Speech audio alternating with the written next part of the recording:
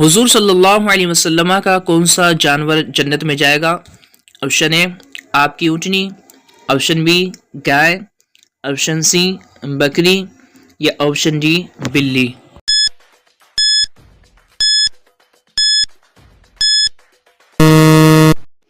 दुरुस्त जवाब है ऑप्शन ए आपकी ऊँटनी। खजूर का दरख्त सबसे पहले किस नबी ने लगाया था? ऑप्शन ए हज़रत आदम अलैहिस्सलाम, ऑप्शन बी हज़रत ईसा अलैहिस्सलाम, ऑप्शन सी हज़रत अनूश अलैहिस्सलाम और ऑप्शन डी हज़रत याकूब अलैहिस्सलाम।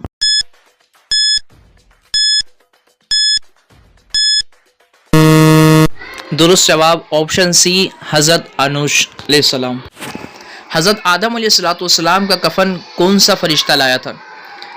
ऑप्शन ए हज़रत इसराफील अलैहिस्सलाम, ऑप्शन बी हज़रत इज़राइल अलैहिस्सलाम, ऑप्शन सी हज़रत जिब्राइल अलैहिस्सलाम और ऑप्शन डी हज़रत मीकाईल अलैहिस्सलाम।